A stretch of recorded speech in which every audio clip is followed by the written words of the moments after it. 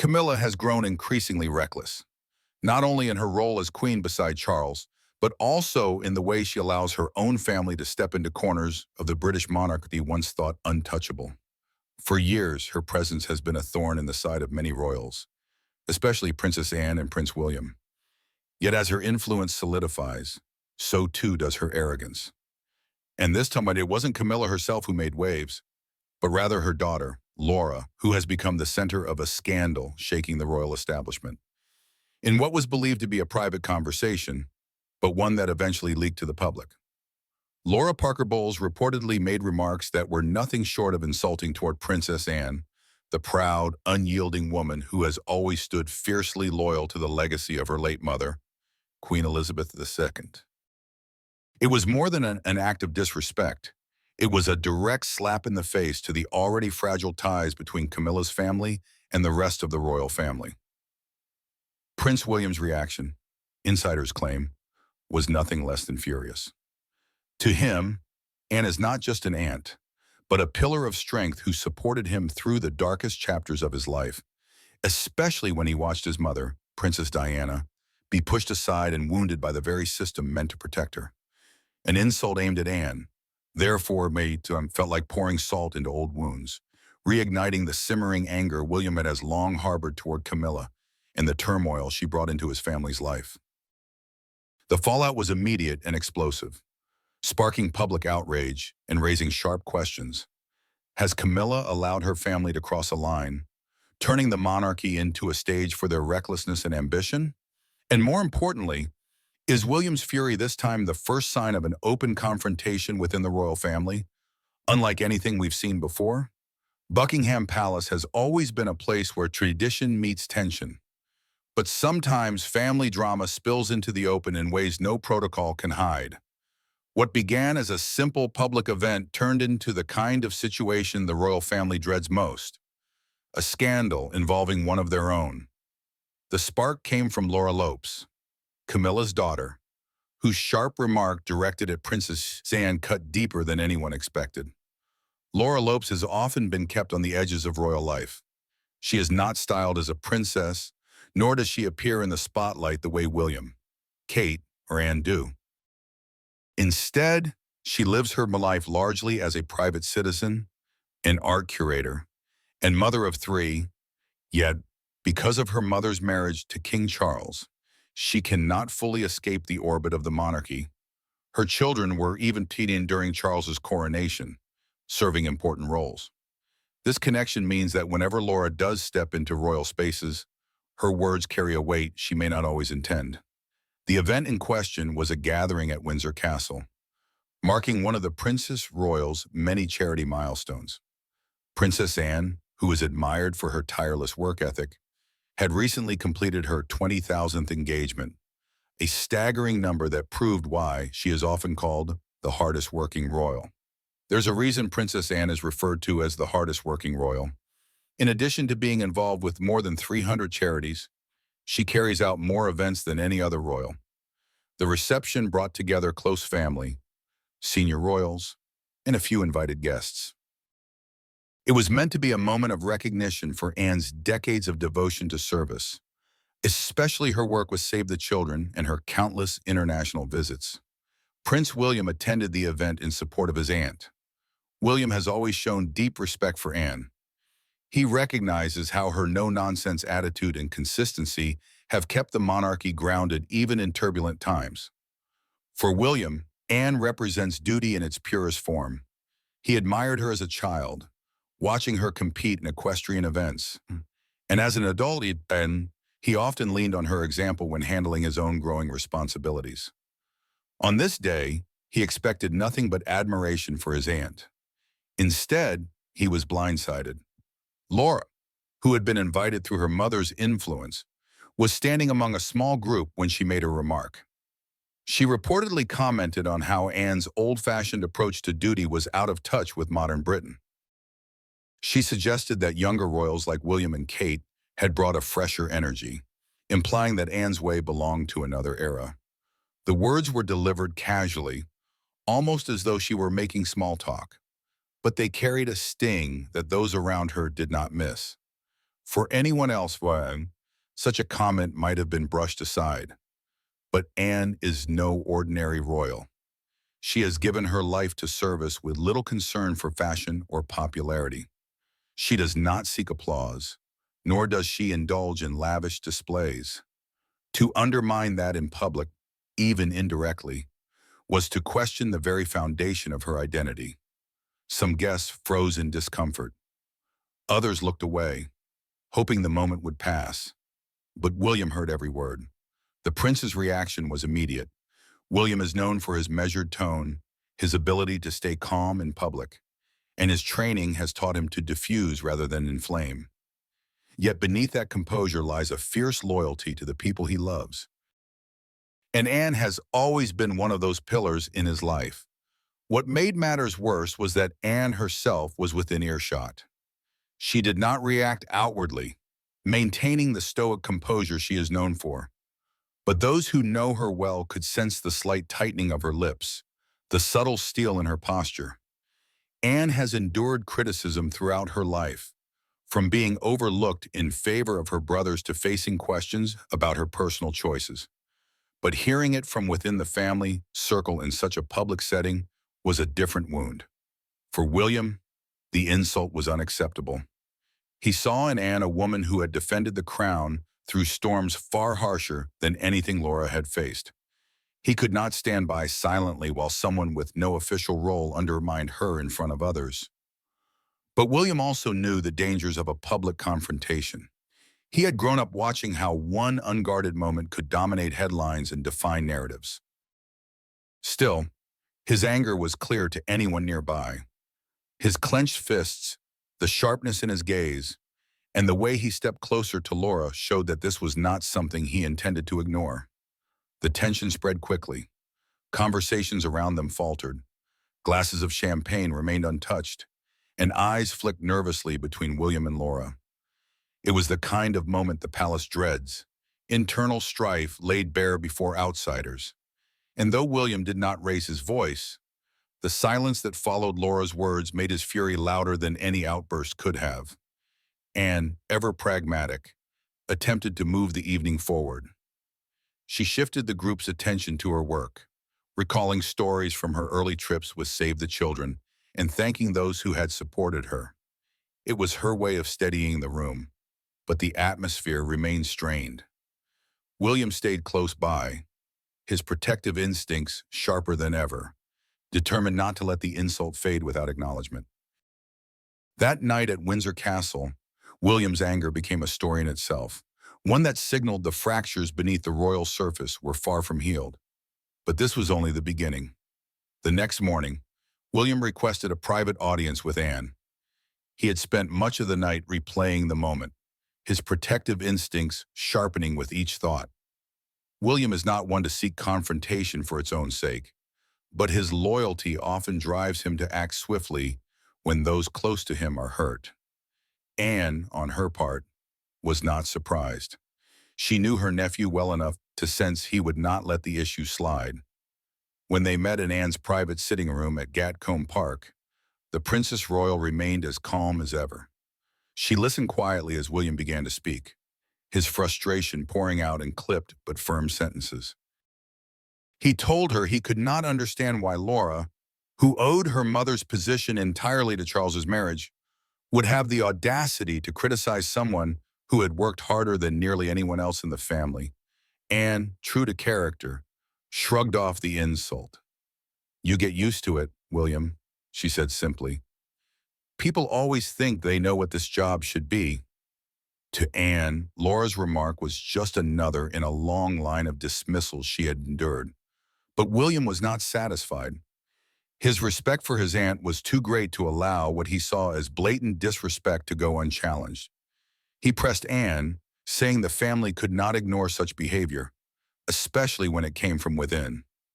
He reminded her of the countless sacrifices she had made, missed holidays, grueling tours abroad, days filled with back-to-back engagements that rarely earned the headlines but built the monarchy's reputation over time. For him, letting Laura's words stand without response felt like dishonoring all of it. Anne appreciated his loyalty but urged restraint. She had learned long ago that reacting gave more power to careless comments. Yet William's view was different. He had grown up in a world where every whisper could become tomorrow's front page. He feared that if Laura's remark found its way into wider circles, it could be spun as a generational divide within the monarchy, a narrative that the press would seize eagerly. To him, silence was not strength, but risk. Meanwhile, word of the tense moment had already trickled back to Camilla, the queen consort. Laura had always been off limits for public criticism, precisely because she was not a working royal. Camilla had tried to shield Laura and Tom Parker Bowles, her son, from palace politics, believing they deserved to live without the scrutiny that William and Harry had endured since birth.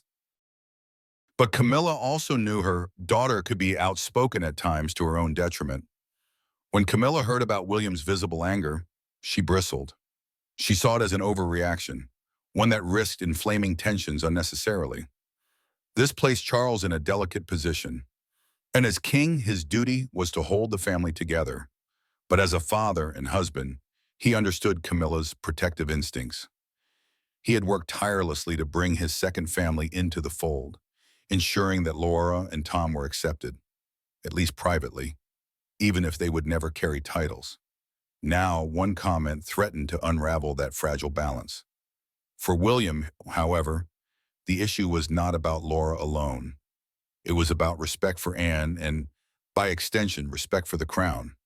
His conversation with Anne ended with her urging him to leave it be. But he was not ready to let go. He believed the matter required acknowledgement. If not from Laura herself, then at least from Camilla. That determination set the stage for a deeper rift. William began to distance himself from Camilla in subtle ways, avoiding joint appearances when possible, and keeping conversations brief. Those within the palace noticed the chill. For years, William had kept his feelings toward his stepmother largely private, maintaining a polite but cautious relationship. This incident, however, added a layer of frost that even seasoned courtiers could not ignore. To outsiders, everything looked fine. But inside the palace, William stayed angry. Anne stayed calm. Camilla stayed guarded. And the mood in the royal family quietly changed. Informal gatherings grew more careful, with courtiers subtly adjusting seating arrangements and ensuring William and Laura were not placed in close proximity. Charles tried to smooth things over, reminding his son that Laura had not meant her words maliciously, but William remained firm. For him, intent mattered less than impact, and the impact on Anne was clear in his eyes. This tension showed how fragile the relationships in the royal family were, and Charles, caught between them, faced yet another test of his ability to keep unity in a family often defined by division. Keep watching because the tension is far from over. If Anne had handled it alone, the issue might have quietly disappeared. But William wouldn't let it go, and soon the tension spread through the royal family. The first clear sign came at a charity gala held at Clarence House, filled with familiar faces from the worlds of art and culture. Laura Lopes, Camilla's daughter, was there too, as usual. As an experienced art curator, Laura was used to events like this. She was confident, well-dressed, and friendly when speaking about her work. But when William walked in with Catherine, the mood shifted. People felt it. Something was off. Though most guests didn't know why, they could sense the tension in the air. It was clear that something bigger was at play. Laura, seemingly unbothered, carried herself with poise. She chatted animatedly about an upcoming exhibition she was helping organize, laughed with family friends, and posed for photographs. Yet William kept his distance, his expression betraying none of the warmth he often displayed at public events. Catherine, always perceptive, noticed and tried to ease the edges by making polite conversation with Camilla. But even her calm grace could not entirely mask the tension. At one point in the evening, Laura and William crossed paths. What might have been a polite exchange turned into a sharp reminder of the divide. According to those close enough to overhear, William offered a stiff greeting, while Laura, with a trace of defiance, remarked that she hoped everyone could keep perspective about a passing comment. To her, the issue was blown out of proportion. She did not see herself as having insulted Anne in a serious way, but to William, her refusal to acknowledge the hurt confirmed his belief that she lacked respect. This subtle exchange did not escape Camilla's notice. She stepped in quickly, steering Laura away with a protective arm and offering a smile that did little to conceal her irritation. For Camilla, the situation was unfair. Her daughter, who had not chosen life under the spotlight, was now being judged by standards she never signed up for. She whispered to Laura to let it go, but Laura's pride was already at stake. Anne, meanwhile, kept her usual composure. She spent much of the evening speaking with donors and encouraging younger members of the royal household.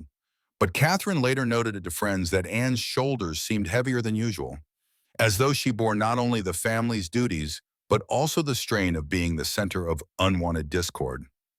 The following days brought fresh complications. Palace staff, who were often the unseen observers of family dynamics, began to talk. Whispers about William's disapproval, Laura's remark, and Camilla's reaction made their way through the corridors. While the public remained unaware, the private world of the monarchy buzzed with speculation. The risk William had feared, that a single careless comment could balloon into a narrative about division, was inching closer. Charles, sensing the fracture, called for a private family meeting at Buckingham Palace. He wanted matters clarified before they got out of hand. Gathered in a small drawing room away from the grand state chambers, the group sat in uneasy silence.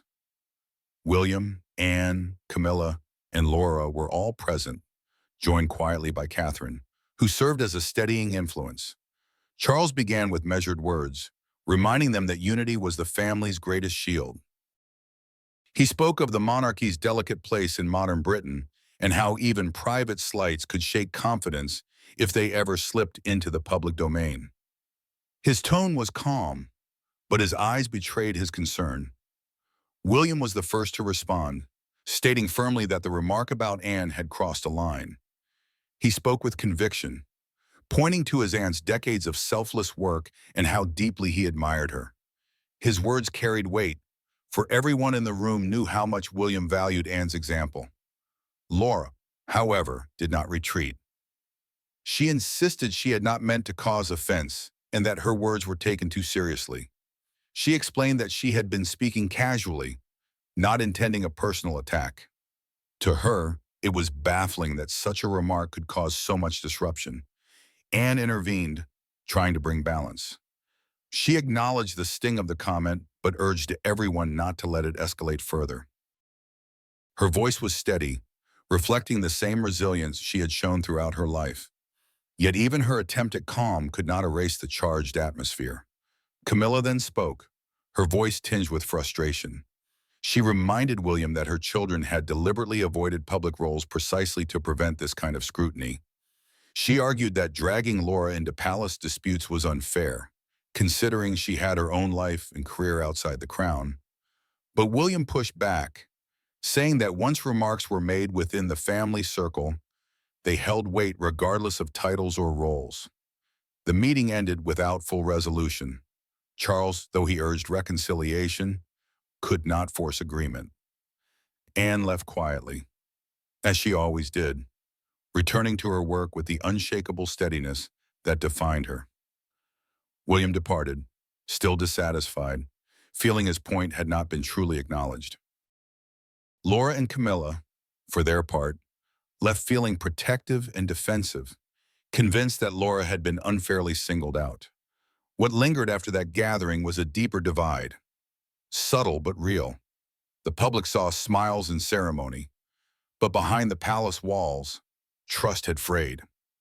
For William, the issue had grown into a question of principle.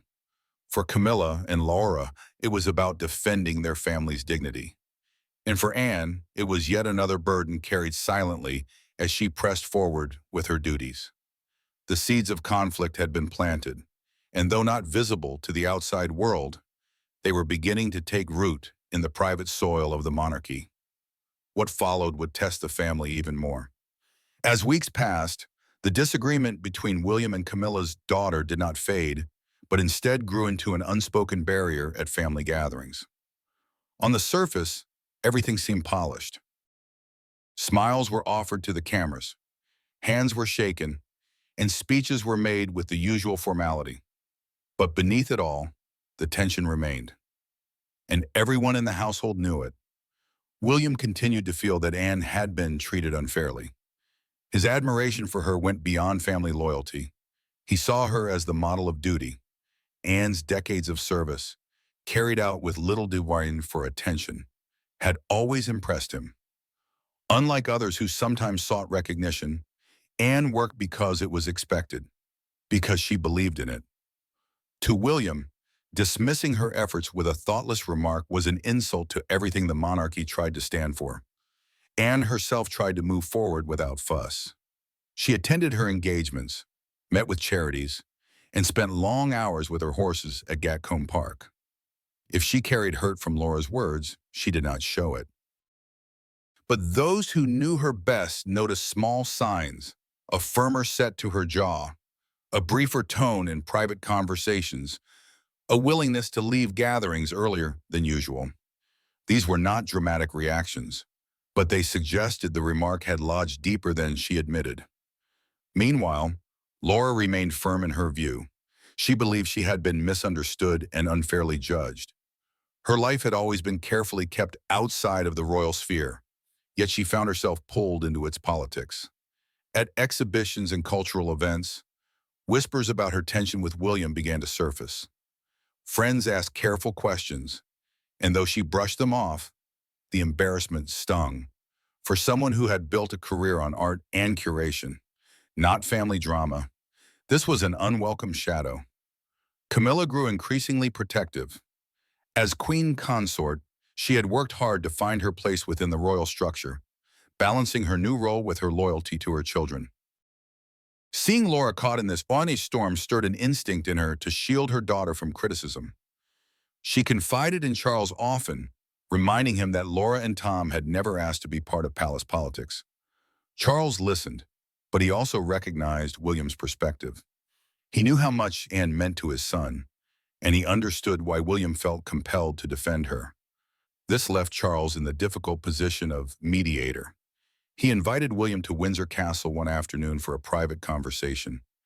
Over tea, he reminded his son that leadership required not only firmness, but also flexibility.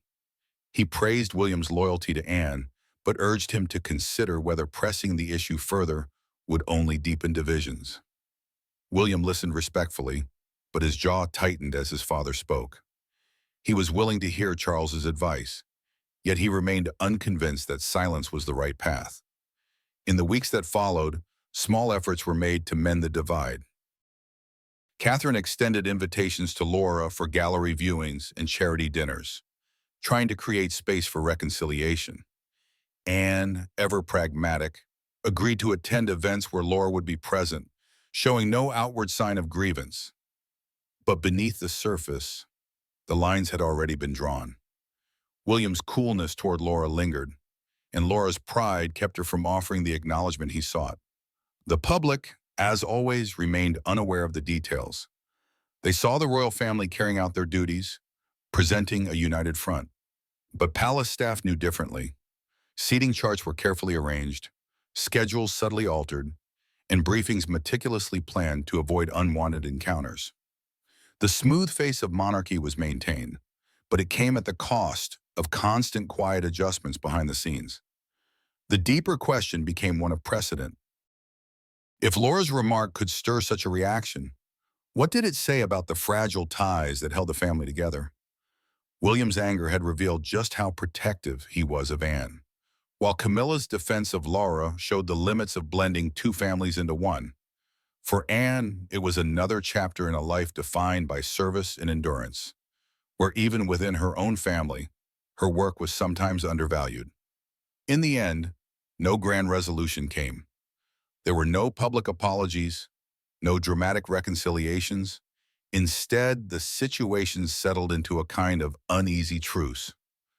William continued to stand close to Anne, watching over her with the same loyalty that had first driven him to act. Laura carried on with her career, focusing on art rather than family politics, but aware that her relationship with William would never be fully repaired.